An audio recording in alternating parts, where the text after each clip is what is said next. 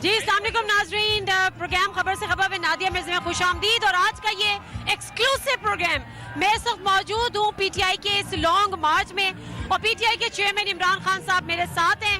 اس سے زیادہ میں کیا کہوں. السلام علیکم جی. السلام علیکم جی. وعلیکم السلام. سر، یہ جو پبلک دیکھ کے جو خوشی آپ کے چہرے میں مجھے نظر آ رہی ہے، تو واقعی آپ ایکسپیکٹ کر رہے تھے اتنی زیادہ پبلک؟ جی میں ایکسپیکٹ کر رہا تھا، کیونکہ میں 6 مہینے سے پبلک میں ہوں.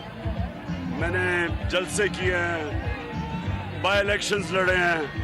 مجھے تو پتا تھا پبلک کا، لیکن نہ ہماری اسٹیبلشمنٹ کو سمجھ آ رہی تھی اور اپوزیشن تو ڈری ہوئی ہے. سر، اسی پبلک سے ڈر کے اور اس موڈ سے ڈر کے حکومت کہہ رہی ہے کہ ہم مذاکرات کرنے کو تیار ہیں.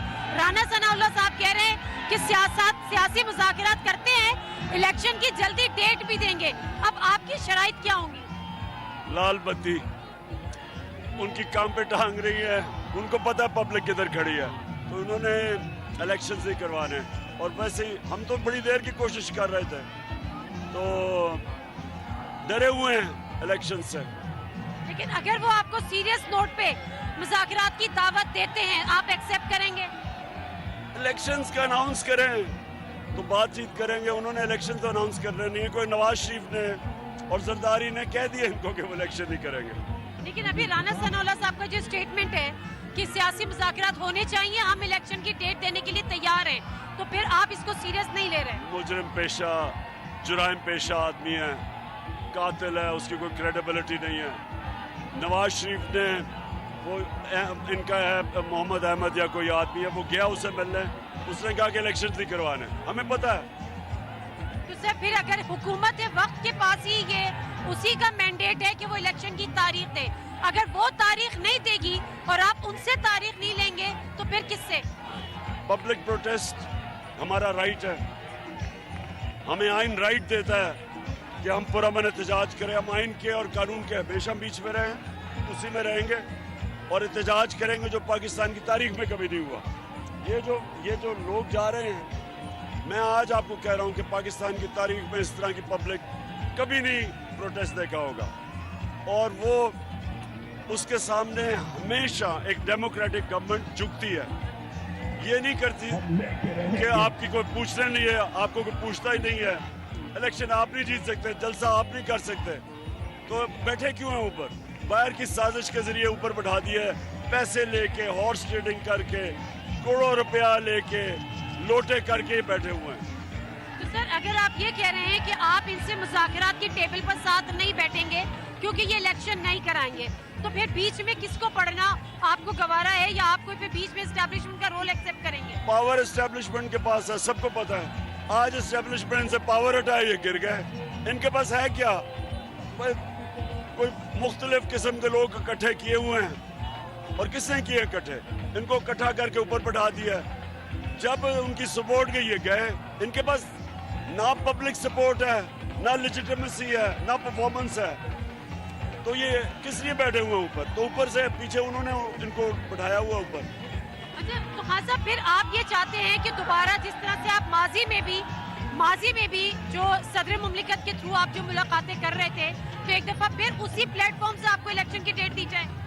دیکھیں، باتیں تو ہمیشہ کرتے ہیں، پولیٹیکل پارٹی مذاکرات کرتی ہے، لیکن جو عارف علوی بھی بات تو الیکشن کی کر رہے تھے، اور ہم نے کیا بات کرنی ہے ان سے؟ ہم کوئی کسی کے، ہمیں ضرورت نہیں ہے کسی اسٹیبلشمنٹ. یہ جو ڈی جی آئی ایس ہے، ہمیں کیا ضرورت ہے اسٹیبلشمنٹ کی؟ ہمارے پاس عوام ہے. ان کے جن کے پاس عوام نہیں ہے وہ امریکنوں کو بھی پیر پکڑتے ہیں، اسٹیبلشمنٹ کے پاس بھی جاتے ہیں. ہمارے پاس پبلک ہے. ہم صاف اور شفاف الیکشن چاہتے ہیں. جو آپ کی ملاقات ہوئی، جس کا D G I S I نے بھی اب کہا کہ ہاں جی ملاقات ہوئی تھی، اور انہوں نے کہا کہ ایک طرف آپ کہتے ہیں کہ میر صادق ہیں، میر جعفر ہیں، اور دوسری طرف آپ رات کے اندھیرے میں ملاقات کرتے ہیں. میر جعفر اور میر صادق تو وہ ہیں جنہوں نے اس گورنمنٹ کو بیرونی سازش کے کامیاب کیا. اب وہ جو بھی ہیں، میں نے نام نہیں لیا، میں نے تو کسی کا نام نہیں لیا. اور دوسری چیز، جو بھی بند کمروں میں باتیں ہوئی ہیں، اگر میں وہ بولنا شروع کر دوں تو مجھے ڈر یہ ہے کہ میرے ادارے فوج کو نقصان پہنچے گا، اس لیے میں چپ ہوں. لیکن جو مجھے پتہ ہے باتیں DGI को कभी इस तरह की प्रेस कॉन्फ्रेंस नहीं करनी चाहिए थी. Political press conference.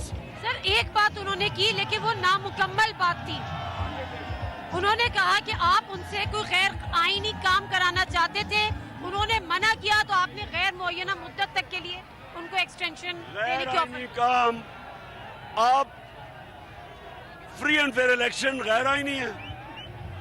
उसके अलावा मुझे बताएं मेरी क्या डिमांड है. कहते कि जब PM हाउस में आपसे मुलाकात हुई थी आप उनसे कोई गैर आईनी काम कराना चाहते थे. झूठ बोल रहा है, झूठ बोल रहा है. गैर आईनी काम अगर फ्री एंड फेयर इलेक्शन है, ये गैर आईनी नहीं है. और जो भी ये कहता है वो झूठा है.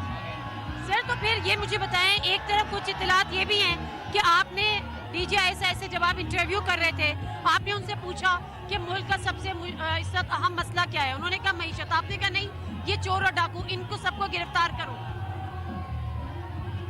मैंने उससे पूछा कि एस्टेब्लिशमेंट का रोल क्या होना चाहिए. उसने कहा पाकिस्तान के लिए होना चाहिए. और उससे कहो कि आखिरी मुलाकात जो उसने मेरे से की थी, मैंने उसे क्या कहा था. सर जब आप हकीकी आजादी की बात करते हैं तो इससे मैं क्या मतलब लूं? क्या हकीकी आजादी का मतलब सिविलियन सुप्रीमेसी है? तो पाकिस्तान के फैसले पाकिस्तान में हो, हमारे मुल्क के फैसले पाकिस्तान और पाकिस्तानियों के लिए हो. और दूसरा रूल ऑफ लॉ. ये रूल ऑफ लॉ नहीं है कि आजम स्वाति को पकड़ के मारो, फलाने को पकड़ो, मीडिया को बंद करो, वो बाहर भाग जाए, साबिर शाकिर जो अरशद शरीफ से हुआ है. या रूल ऑफ लॉ नहीं है, माइट या तो जंगल का कानून है.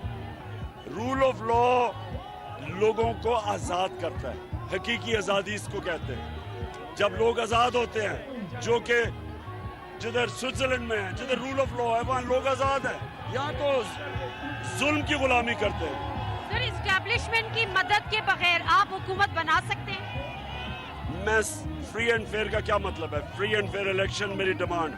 मैं 200 साल क्रिकेट तहरीक के अंदर वाहिद कैप्टन हूँ जो न्यूट्रल अंपायर लेके आया था.